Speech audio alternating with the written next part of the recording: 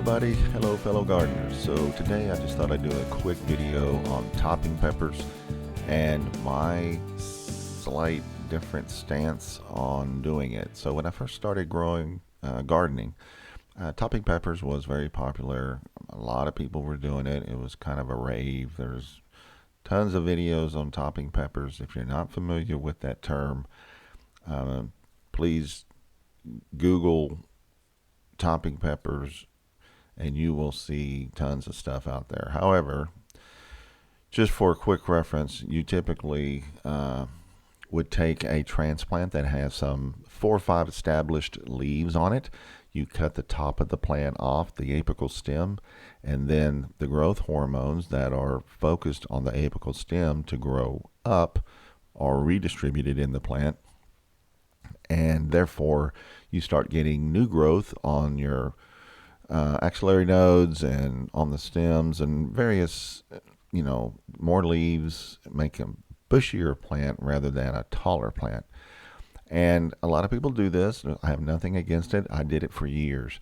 But what I've found out because of my climate here, I quit topping my peppers for the following reasons.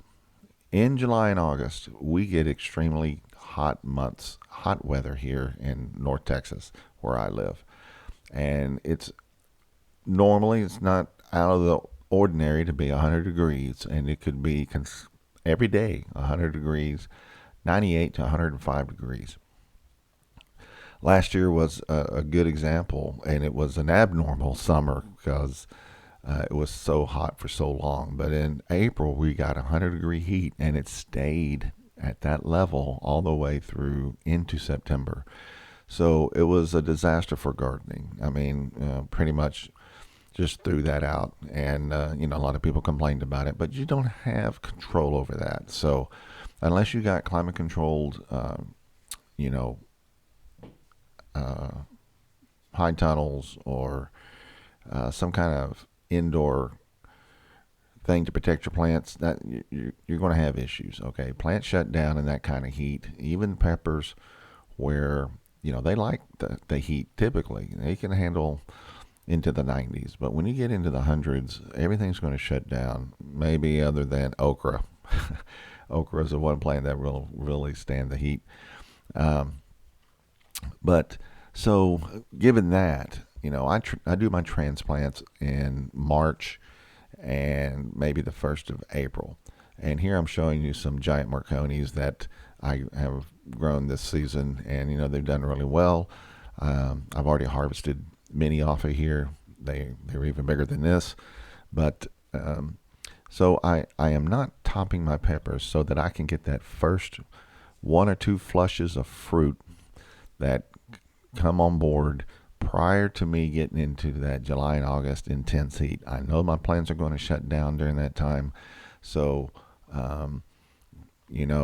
it's just something I've had to deal with. And I think growing naturally, letting them grow tall, yes, you have to stake them and you have to tend to that. But you can see on my jalapeno plants here that there's more than enough jalapenos on here. Now, I have a small family now that 2 of my kids are moving out, so we don't need tons of fruit, and I don't like throwing it away.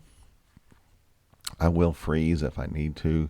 I don't really like freezing too much. I like preparing stuff fresh, grilling. We do a lot of grilling, and we eat as much as we can. It's nice to have, but I'm not canning as much as I used to either. So, again, I'm growing what I will need and maybe give some friends a little bit, like everybody likes to do when you do your harvests. So, if you live in a short growing season, you're not going to top your peppers. Up north, because the caveat of topping a pepper is you're telling that plant to start over. Here I'm just showing some damage on my leaves that I have. But when you top your pepper, it's redistributing those growth hormones, as I mentioned. It's telling the plant, okay, we need to start over and grow a different way. and it has to send the signal to the roots. The roots correspond, and things happen. But that takes, maybe 6 weeks. So it's going to be a while before you get the really good, mature new growth that's going to produce the flowers and the fruit. So that 6 weeks is quite a long period. And if you grow naturally, that's 6 weeks of growth that you can already be producing fruit, right? So that's my perspective on it. And then I know I'm going to have this potentially 2 month hiatus on growing fruit on my peppers and tomatoes and everything else. So it will go kind of dormant. Any existing fruit will kind of just hang there, won't get really big. So I'll go ahead and harvest that stuff, take it into the house, and do what I want with it. It's still good to eat. And then after it cools down, it'll kick off again, and I can get maybe two or three more flushes of fruit from the plant. So for me, over the years, I've just realized that not topping the plant seems to cater to my growing climate here in North Texas. So something to consider.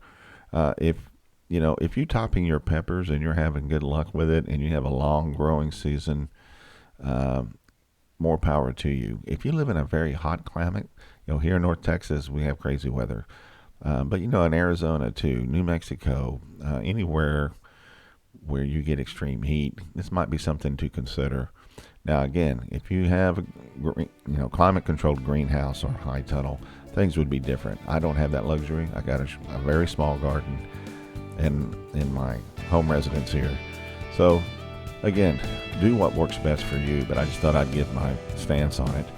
And I thank everybody for taking the time to watch the video. So, I will catch you on the next video. Happy gardening.